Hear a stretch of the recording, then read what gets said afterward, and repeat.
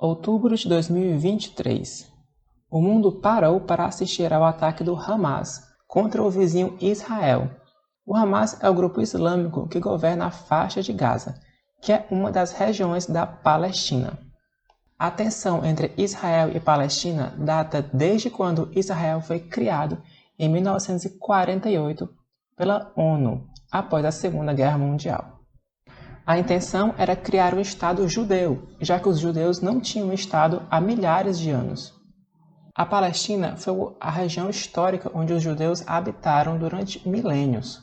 Só que o tempo se passou, os judeus foram dispersos geograficamente e aquela região foi islamizada na Idade Média. Portanto, os palestinos vivem ali há mais de 1000 anos. Ou seja, o Estado judeu de Israel foi criado onde já existia um país, onde já existia a Palestina. São dois povos lutando pela mesma terra. Um dos principais pontos desse conflito é a cidade de Jerusalém, que fica longe da faixa de Gaza, mas é reivindicada como capital tanto por Israel quanto pela Palestina. Mas acima de tudo isso, existe a questão religiosa, uma vez que Jerusalém é sagrada para judeus, para muçulmanos e também para cristãos. Lembrando aqui que muçulmano é a pessoa que segue a religião islâmica. Muçulmano significa aquele que se submete a Deus, no caso a Alá. No vídeo de hoje, vamos entender por que Jerusalém é tão sagrada para essas três religiões: cristianismo, judaísmo e islamismo. Aqui nós temos a situação atual. A Palestina é dividida entre dois territórios, a faixa de Gaza e a Cisjordânia, que aqui é conhecido como West Bank. Então seria a margem oeste do Rio Jordão, que é esse rio aqui, ó. Rio importantíssimo que separa a Cisjordânia da Jordânia, né, que é o país aqui vizinho. Bom, nós temos então esses dois governos, né? O Hamas governa a faixa de Gaza e o Fatah, que é outra denominação política, governa a West Bank, né, que é a Cisjordânia. No meio disso tudo, a gente tem aqui Israel. E a cidade de Jerusalém? Ela é importante dentro desse conflito, mas ela não fica próximo da faixa de Gaza, como eu havia falado. Ela fica aqui na fronteira direta entre Israel e a Cisjordânia. Aqui nós temos um foco maior na faixa de Gaza, que foi onde começou o conflito, que foi quando o Hamas ataca Israel exatamente aqui na fronteira entre os dois países. E a situação de Jerusalém é importantíssima porque Jerusalém concentra uma série de locais sagrados, tanto para os judeus quanto para os muçulmanos. Aqui a gente tem o ponto central da tensão entre essas duas religiões, que é o Monte do Templo. O Monte do Templo ele é uma espécie de planalto, né, um monte mais elevado, na cidade velha de Jerusalém, que hoje tem dois monumentos muçulmanos, né, islâmicos, que é a Mesquita de Al-Aqsa e o Domo da Rocha. Só que aqui onde fica o Domo da Rocha era onde ficava o Templo de Jerusalém, o Templo dos judeus. Então vocês imaginam só que as duas religiões querem, de certa forma, controlar esse local aqui especificamente. A gente vai falar sobre ele bastante nesse vídeo, viu? Aqui nós temos Jerusalém, uma imagem de satélite. Teoricamente, essa região aqui seria a Jerusalém Ocidental controlada por Israel e aqui a Jerusalém Oriental controlada pela Cisjordânia, né, pela Palestina. Só que na prática, Israel controla tudo desde a Guerra dos 6 Dias. E, inclusive, essa região aqui, que é a área antiga, né, que é a cidade antiga, não está sob o governo de Israel. Existe um status quo, né, em que essa região está sob o governo da Jordânia, que é o país vizinho, né? Que não é nem a Palestina nem a Israel, seria a Jordânia, que é um reino vizinho. Só que na prática mesmo, gente, Israel controla tudo, porque é Israel que detém o exército, né? A tecnologia e tudo mais para controlar toda essa região, o poder político e militar. A cidade, né, Jerusalém é sagrada tanto para judeus, como eu falei, quanto para cristãos, quanto para muçulmanos, que são os adeptos do islamismo. Bom, aqui a gente tem um panorama geral da cidade de Jerusalém, mais especificamente da cidade velha de Jerusalém, que é sobre ela que nós vamos falar nesse vídeo, porque é nela que se concentram os principais monumentos e locais sagrados dessas três grandes religiões. Bom, nós temos aqui o Monte do Templo, que é essa região aqui retangular, que antes ficava o Templo de Jerusalém, né, o Templo dos Judeus, e hoje fica o Domo da Rocha e a Mesquita de Al-Aqsa. Nos limites, né, do Monte do Templo, a gente tem o Muro das Lamentações, importantíssimo para os judeus. E fora desse núcleo, a gente tem a Igreja do Santo Sepulcro, que é o local mais sagrado para os cristãos, porque foi aqui que acredita-se que Jesus morreu, né, foi crucificado, morreu, foi sepultado e ressuscitou 3 dias depois. Existe uma polêmica de que, na verdade, o local onde isso aconteceu ficou fora da cidade velha de Jerusalém, que seria aqui na Tumba do Jardim. Só que ainda hoje, o local mais universalmente aceito como o local onde tudo isso aconteceu foi aqui, na Igreja do Santo Sepulcro, que é importante para todas as denominações do cristianismo, né? Católicos, protestantes, ortodoxos, né? Para todo mundo. Fora da cidade velha, né? Fora das muralhas da cidade velha, a gente também tem o cenáculo, que é essa igreja bonita bem aqui, que é onde acredita-se que Jesus instituiu a Eucaristia na última ceia. E também nós temos o Monte das Oliveiras, né, que todo mundo que já teve contato com a Bíblia em algum momento, né, que teve contato com o cristianismo, sabe do que eu estou falando. O Monte das Oliveiras, que foi o local onde Jesus, né, rezou antes de ser capturado pelas tropas romanas e ser julgado e ser depois condenado à morte. A cidade velha de Jerusalém, ela é dividida em quatro bairros. A gente tem aqui o bairro armênio, que os armênios eles são parte do cristianismo, mas eles são uma igreja ortodoxa diferenciada, né? Então a gente tem aqui o bairro armênio, o bairro judeu, que é onde tem justamente o Muro das Lamentações. A gente tem o bairro cristão, que concentra a Igreja do Santo Sepulcro. E nós temos o maior bairro, que é um bairro muçulmano, que é essa região mais aqui a leste, né? Próxima do Monte do Templo. E lembrando que o judaísmo, o cristianismo e o islamismo são religiões abraâmicas. Então, elas descendem de um antepassado em comum que foi Abraão, esse rapaz bem aqui. Não se sabe se Abraão de fato existiu, mas o que a gente tem é uma importância histórica muito grande em cima dessa pessoa. Então, provavelmente, historicamente, deve ter existido uma pessoa, né, pelo menos que foi atribuída como Abraão. Abraão ele vem da cidade de Ur, né, que ficava onde hoje é a Mesopotâmia, né, no atual Iraque. Esse aqui é o Golfo Pérsico, né, que é um braço do Oceano Índico. O Golfo Pérsico ele vinha até aqui. Então, Ur era uma cidade litorânea. Abraão, então, recebe uma visão divina, uma orientação de que, na verdade, existia apenas um Deus, e não diversos deuses como os mesopotâmicos acreditavam. Então, Abraão sai de sua casa, leva sua esposa, sua família. De Ur, eles vão até uma terra prometida. Essa terra prometida, então, era Canaã, exatamente onde hoje era Jerusalém e a Palestina. Abraão era casado. Ele tinha uma esposa que era Sara. Antes, as escrituras falam que eles eram conhecidos como Abrão e Sarai. E depois é que eles mudam de nome, né, para Abraão e Sara. Só que eles não tinham filhos, eles já eram idosos e não tinham gerado descendência. Sara, então, orienta que a sua criada, Agar, que era uma criada inclusive egípcia, tenha relações sexuais com Abraão para gerar um filho e ele fosse adotado como se fosse filho de Sara. Nasce, então, Ismael. Nome importantíssimo.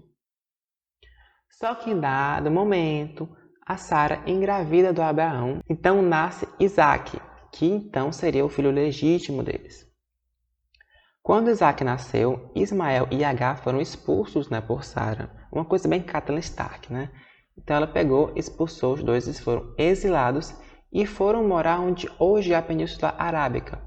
Então, gente, reza a lenda que Ismael foi a pessoa que originou os árabes. Então, todos os muçulmanos descenderiam de Ismael e descenderiam, portanto, de Abraão. Enquanto que os judeus, né, descenderiam de Isaac e, portanto, descenderiam também de Abraão. Nós temos, então, um antepassado em comum. Isaac se casou com Rebeca e ele teve alguns filhos, incluindo Jacó. Até esse momento, esse povo era conhecido como povo hebreu. Esse é o nome ancestral, né? Tanto que a língua hebraica, né? Que é a língua de hoje é falada lá em Israel. Só que Jacó teve 12 filhos, né? Que geraram as 12 tribos de Israel. Por que Israel? Porque Jacó mudou seu nome para Israel. Quando as 12 tribos foram instauradas, ficou conhecido esse povo como povo israelita e não mais como povo hebreu. Por isso que a gente faz um rompimento, né? Entre hebreus passa para israelitas. Mais para frente a gente vai mudar novamente o nome, só que por enquanto são os israelitas. E qual é então a grande importância de Abraão dentro desse contexto todo? Existe um episódio dentro da história de Abraão que é muito relevante para o nosso estudo, né? Para tudo que vai se desdobrar daqui para frente, que é o quase sacrifício de Isaac, que era o seu filho. Deus orientou: eu quero que você mostre que você é realmente fiel a mim. Eu quero que você sacrifique o seu filho em minha honra, né? Em honra a Deus. Porque era costume que os hebreus sacrificassem um cordeiro, né, em honra a Deus. E ele, de fato, levou seu filho Isaac até o Monte Moriá, que era o monte mais alto da região, e lá ele quase sacrificaria Isaac. Só que o anjo Gabriel voltou, pegou na mão de Abraão e disse: Deus está satisfeito com a sua obediência. Isaac será poupado e em seu lugar você deve sacrificar um cordeiro que surgiu magicamente ali, pertinho. Esse quase sacrifício de Isaac é importantíssimo. Por quê? Porque ele aconteceu exatamente aqui, no monte do templo, que era o Monte Moriá. No contexto das 12 tribos de Israel, em dado momento, os israelitas vão morar no Egito. A gente não sabe se isso de fato aconteceu historicamente, mas as escrituras falam que eles foram para o Egito. E em dado momento eles voltam para Canaã, com o intermédio de uma figura central dentro da fé judaico-cristã, que é Moisés. Foi Moisés que guiou o povo israelita de volta para Canaã, de volta para a Terra Santa. Moisés é importantíssimo porque foi ele que recebeu de Deus as tábuas da lei, que são os 10 mandamentos, que foram guardados dentro da Arca da Aliança, que era uma arca feita de madeira folhada a ouro. Essa arca ela seria guardada dentro de uma espécie de cabana, né, que você poderia mover, né, que eles eram nômades, que era o tabernáculo. Só que esse tabernáculo vai evoluir mais para frente no Templo de Jerusalém. Em dado momento, nós temos a instituição do reino de Israel, que foi quando os israelitas, de fato, se estabilizam na região, né, deixam de ser nômades, se tornam sedentários na região de Canaã. O primeiro rei foi o rei Saul. Depois dele, nós tivemos um rei que não era descendente dele, mas que era uma figura que se tornou mítica naquela região, que foi Davi. Essa escultura que eu estou mostrando é a escultura de Davi de Michelangelo, que eu tenho um vídeo aqui no canal falando sobre essa obra. Davi teve um filho que foi Salomão, o terceiro rei de Israel. Foi Salomão que construiu o primeiro templo dos judeus, que é o primeiro templo de Jerusalém. Onde que esse templo ficava? Exatamente onde acredita-se que Isaac quase sacrificou seu filho. Exatamente aqui onde hoje é o Domo da Rocha. Bom, em dado momento, o reino de Israel se divide entre o reino de Israel no norte, né, que eram as 10 tribos do norte, e o reino de Judá ao sul, que eram as 2 tribos do sul. O reino de Israel foi dominado pelo Império Assírio, enquanto o reino de Judá permaneceu, né, tranquilo. Mais para frente, o reino de Judá é dominado pela Babilônia. E nesse momento é um momento muito importante, que é o momento do exílio da Babilônia, que é quando os habitantes, os israelitas de Judá vão para a Babilônia como escravos. E mais para frente, o reino da Babilônia é dominado pelo Império Aquemênida, que era o primeiro Império Persa. E nesse momento, os judeus, né, que eram os israelitas de Judá, que estavam na Babilônia, voltam para Canaã, né, voltam para a Terra Santa. Importante dizer, esqueci de falar, que quando os babilônicos invadem Judá, cuja capital era Jerusalém, eles destroem o primeiro templo de Jerusalém, né, que é o primeiro templo dos judeus. Então eles voltam para a Terra Santa, né? Voltam para Judá. E a partir desse momento, esse povo é conhecido como povo judeu. Não mais israelita, agora povo judeu. Por isso o nome da religião é judaísmo. O tempo se passou e a Judéia passou a ser dominada por uma nova potência que estava dando as cartas no mar Mediterrâneo, que era a República Romana, que mais para frente se torna o Império Romano. Durante o governo de Herodes o Grande, a gente tem a reconstrução, lá na Judéia, né? A reconstrução do Templo de Jerusalém. Então nós temos o primeiro templo, que é o Templo de Salomão, e depois nós temos o segundo templo, que é o Templo de Herodes. Mais ou menos por ali também, por volta do ano 4 até o ano 1, nasceu uma figura, que foi Jesus Cristo. De acordo com o cristianismo, né, que foi a religião que veio a partir de Jesus Cristo, ele nasceu de uma forma milagrosa. Ele nasceu de uma concepção divina. A mãe dele, Maria, né, que era uma adolescente, era casada com um homem, né, que era José, só que Jesus não teria nascido da relação entre eles dois, e sim de uma concepção divina. Maria engravidou, então, por meio do Espírito Santo, e Jesus então nasceu de uma mulher virgem, que seria Maria Nossa Senhora. Ele nasceu em Belém, né, que é uma cidade próxima de Jerusalém, só que ele fazia parte de uma família de galileus. A Galileia é uma região que fica ao norte da Judéia, né, que faz parte da Judéia, mas fica mais ao norte. E, eventualmente, ele nasce mais ao sul, né, em Belém, próximo a Jerusalém. Quando Jesus tinha por volta de 12 anos, ele foi visto no Templo de Jerusalém, né, que ficava aqui, pregando para pessoas mais velhas do que ele. E nós temos depois um vácuo na história de Jesus, quando ele era pré-adolescente, até quando ele tem 30 anos, que é quando ele volta a aparecer para fazer suas pregações. Eventualmente, Jesus volta para Jerusalém, quando ele tem por volta de 33 anos, que é justamente aqui que nós temos a paixão de Cristo, que é quando ele é preso, condenado à morte, é morto, né, executado, e depois ele ressuscita. A paixão de Cristo começa na Abadia da Dormição, que é esse edifício que fica aqui. Esse edifício, gente, ele é bem recente. Ele é do final do século XIX, começo do século XX. Pelo menos, né, a arquitetura que a gente tem hoje, né, dele. Foi aqui onde acredita-se que Jesus instituiu a Eucaristia, né, na última ceia. Essa igreja tem o nome de Abadia da Dormição porque acredita-se que foi aqui que Nossa Senhora teria sido assunta ao céu, né? Ela teria morrido dormindo e teria sido assunta ao céu, por isso o nome Abadia da Dormição. Bom, e a partir daqui a gente tem a paixão de Cristo.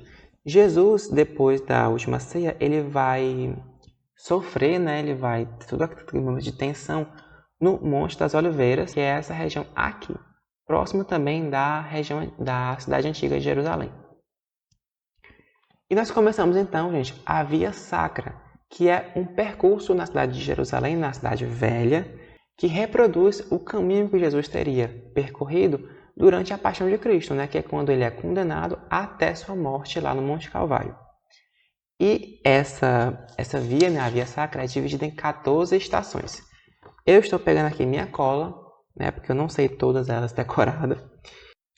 A primeira estação é a condenação à morte na corte de Pôncio Pilatos, onde antigamente era o Palácio Antônio.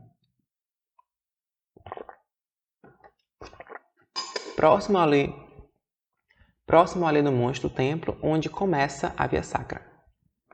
Aqui.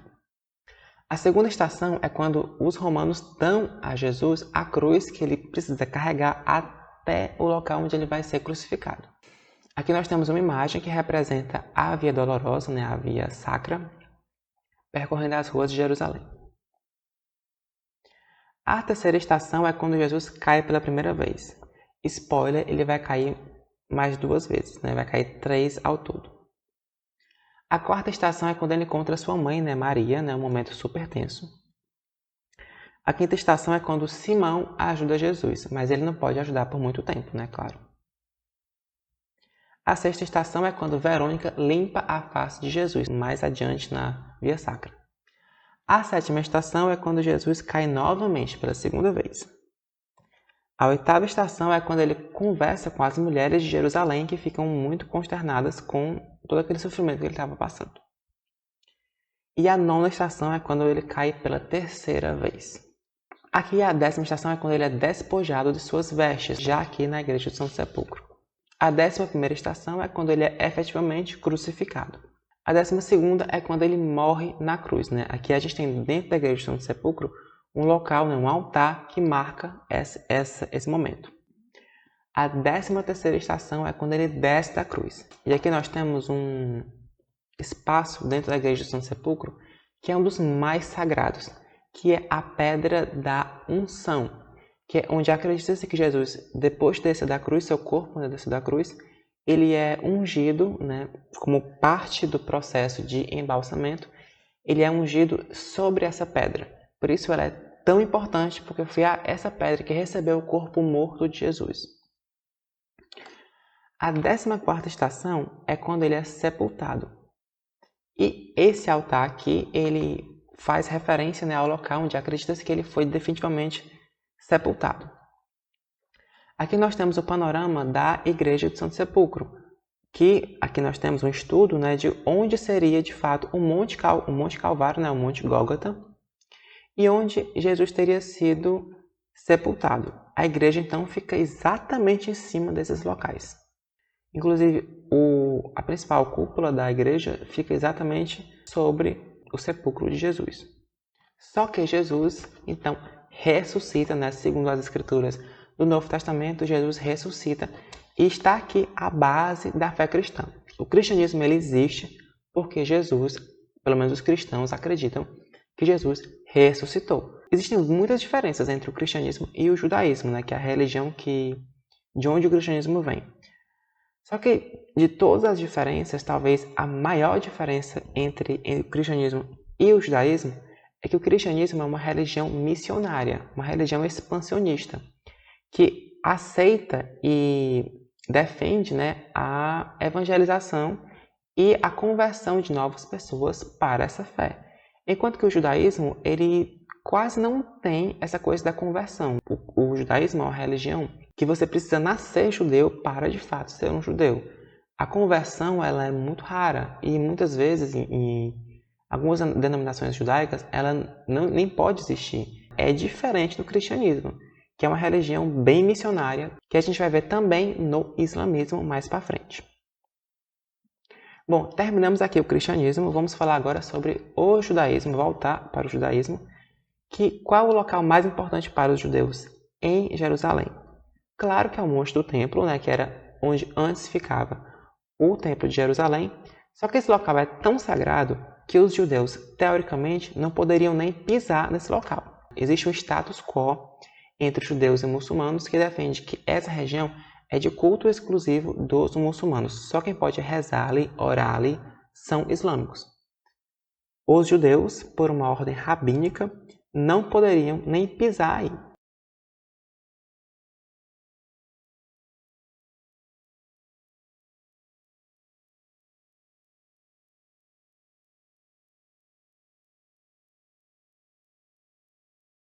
Mas o local, de fato, que os judeus podem e onde eles mais rezam, aqui no entorno, no Muro das Lamentações.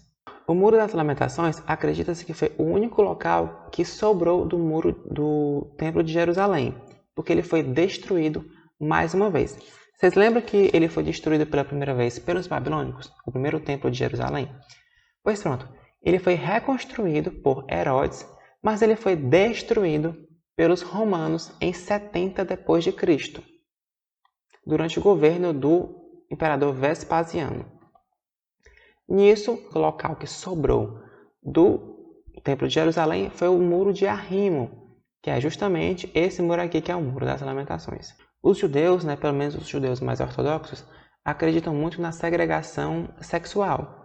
Então a gente tem uma região aqui para mulheres e uma região aqui para homens. Nem todas as denominações judaicas seguem esse princípio da exclusão de sexos, mas algumas das mais ortodoxas seguem. É aqui que os judeus deixam preces escritas em papéis entre os tijolos do muro, ou eles simplesmente vão lá rezar, fazer suas preces junto ao muro. O Muro das Lamentações é conhecido em hebraico como Hakotel Hamarav. E aqui nós temos um fiel do judaísmo que usa um kippá, que é esse chapéuzinho no topo da cabeça que é muito característico dos judeus. Aqui nós temos outro fiel do judaísmo, rezando no Muro das Lamentações.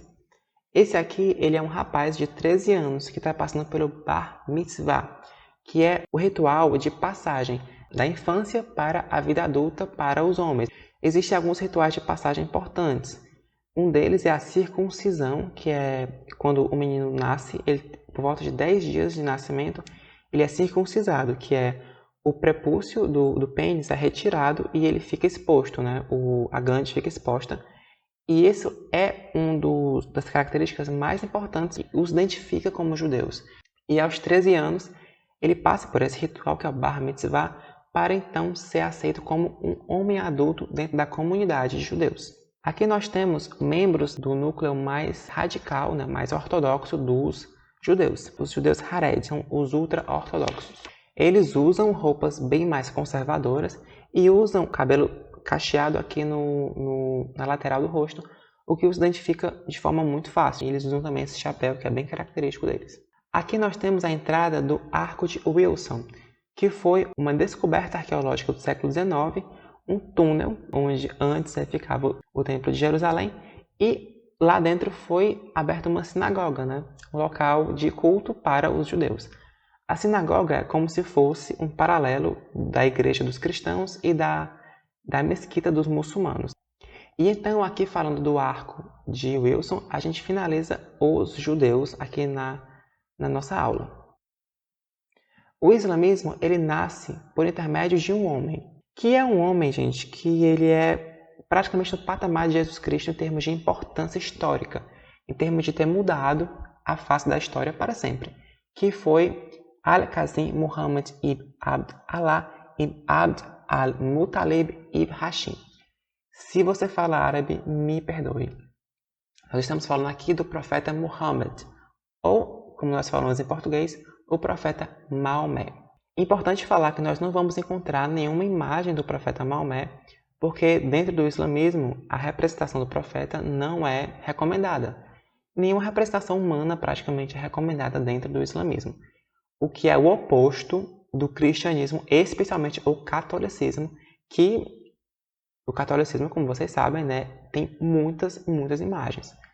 Eu fui criado dentro de uma família católica, então aqui em casa a gente tem muitas imagens de Nossa Senhora, Jesus Cristo e muitos santos. Minha mãe é muito devota de muitos santos. Eu não sou um católico praticante, mas eu nasci dentro da igreja católica, então a gente tem essa realidade de ver muitas imagens o tempo todo, diferente dos muçulmanos, que isso é vetado para eles. Maomé nasceu na cidade de Meca, que é uma das cidades mais importantes da Península Arábica. E lá onde ficava um centro comercial importante, porque as caravanas dos árabes convergiam para aquela região. Inclusive, Maomé nasceu em uma família de comerciantes, uma família importante. O oposto de Jesus, Jesus nasceu em uma família pobre, uma família humilde, e Maomé nasceu em uma família importante lá de Meca. Maomé, então, se casa com uma mulher bem mais velha que ele, Khadija, e tem seus filhos com Khadija, ela já tinha outros filhos, eles têm filhos, o casal. E quando ele tem por volta de 40 anos, ele recebe a visita do anjo Gabriel, aquele mesmo anjo que apareceu para Abraão e que aparece em vários outros momentos do cristianismo e do judaísmo. Esse anjo, então, fala para Maomé que existe apenas um Deus e que a missão dele seria fazer com que as pessoas, convertessem as pessoas para a fé nesse único Deus. Esse único Deus seria Alá. E por que é importante isso? Porque aqui na Península Arábica existia o politeísmo, Existiam vários e vários deuses. Inclusive Meca era uma cidade onde ficavam várias imagens de vários deuses. Ele passa então a converter as pessoas do seu entorno para essa nova religião que seria o islamismo, que viria a ser o islamismo. Maomé nasceu por volta de 570 d.C., na Idade Média. Ele passou a receber suas visões em 610, quando ele tinha 40 anos. Cerca de 10 anos depois, em 620, Maomé passa por um evento sobrenatural. Ele sai da sua cidade Meca, voando em direção a um local distante mais ao norte. Ele sai voando em cima de um animal, que era um buraque. O buraque era esse animal aqui sagrado, que seria uma espécie de burro, um jumento com asas. Então sai voando até esse local. Esse local, na época, não se sabia, mas mais para frente é identificado como Jerusalém. E ele teria chegado em Jerusalém e lá ele teria descido do buraco e subido até os céus por meio de uma escada, né? Stairway to Heaven. Ele sobe até o céu e lá ele encontra Deus e muitos profetas. Entre esses profetas estão Adão, Abraão, Moisés, Jesus e muitos outros. Então, os profetas do judaísmo e do cristianismo, eles são abraçados pelo islamismo como precursores do último profeta, que seria Maomé, que seria o profeta dos profetas, né? Então, ele desce, ele volta a montar no buraco e volta para Meca. Pouco tempo depois que ele passa por essa viagem sobrenatural até Jerusalém, Maomé é forçado a se exilar de Meca. Ele teve então que fugir de Meca para Medina, que é uma cidade importante também dentro da Península Arábica. Esse momento é conhecido como Hégira e marca o início do calendário muçulmano. Só que Maomé consegue organizar um exército e tomar de volta a cidade de Meca. E nisso, o islamismo, a sua religião, começa a se expandir na Península Arábica. E se expande muito rapidamente. Quando Maomé morreu, o islamismo já era presença fortíssima dentro da Península Arábica e começa então a se expandir para outras regiões do Oriente Médio. Lembra que eu falei que o cristianismo é uma religião missionária, né, que converte as pessoas? Pois o islamismo também. O islamismo ele segue essa mesma premissa, diferente do judaísmo, como havia falado antes. Eis que anos se passam e durante o califado omíada, né, que o califado é uma espécie de governo pós-Maomé, né, eles chegam até Jerusalém. E é identificado lá, então, o local onde Maomé teria, de fato, ascendido ao céu e voltado. Naquele momento da história, já estava sendo organizado o Alcorão, que é o livro sagrado dos muçulmanos. Ele foi escrito com base nas visões que Maomé teve, então é como se fosse uma série de relatos que Maomé contava para as pessoas, e eles foram organizando isso, compilando, e então nasceu o Alcorão. Quando eles chegaram em Jerusalém, eles identificaram ali a mesquita distante que estava no Alcorão, né? Porque aquele episódio sobrenatural da ida de Maomé, de Meca até esse local distante, foi documentado no Alcorão. Lá eles identificaram esse local como Jerusalém. E qual foi, gente, o local em que foi denominado que ele subiu aos céus? Justamente onde tinham as ruínas do Templo de Jerusalém, dos judeus. Exatamente ali. Naquele momento da história, os judeus já tinham se dispersado e muitos já viviam na Europa. Então essa região ela já não era tão fortemente habitada por judeus mais. Então ela foi islamizada com muita facilidade. E aqui, o Templo de Jerusalém foi então, as ruínas que sobraram foram destruídas e foi construído em seu lugar o Domo da Rocha, exatamente esse edifício aqui. Que na minha opinião é um dos edifícios mais bonitos do islamismo. E, portanto, um dos edifícios mais bonitos do mundo, né? Porque eu tenho uma queda pela arquitetura islâmica, vou confessar. Coroando o monte do templo, a gente tem esses dois edifícios muçulmanos. O Domo da Rocha, onde antes ficava o Templo de Jerusalém, e a Mesquita de Al-Aqsa. Essa mesquita é importante porque nós vamos estudar agora a arquitetura das mesquitas. Geralmente as mesquitas elas têm uma cúpula, ou então mais de uma cúpula, só que uma cúpula é o ideal. Em árabe é conhecido como Quba.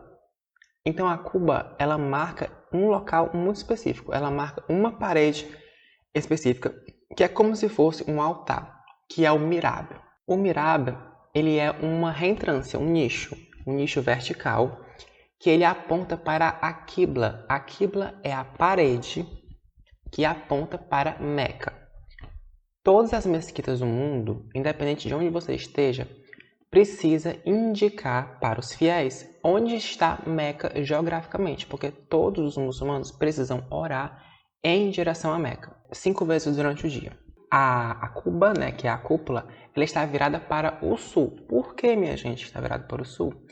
Porque nós temos Jerusalém aqui, nós temos Meca aqui. Então, Meca está ao sul de Jerusalém. Vamos lá. Nós temos uma mesquita em Londres. Essa mesquita tem que ter a cúpula virada para o sul, também o sul-leste, né? O sudeste, para a direção de Meca. Nós temos uma mesquita aqui na Indonésia. Ela precisa estar voltada para o noroeste, em direção a Meca. Nós temos uma mesquita aqui na região da África subsaariana. Tem que estar voltada para o norte, nordeste, né? Norte e leste. Nós temos uma mesquita nos Estados Unidos, voltada para, vamos dizer que mais ou menos aqui em Chicago. Voltada mais para o sul e para o leste, né? Sudeste. Entenderam, né? Então, sempre a cúpula vai marcar o mihrab, que é a parede, que é o nicho que fica na parede Qibla, que marca a direção da cidade de Meca.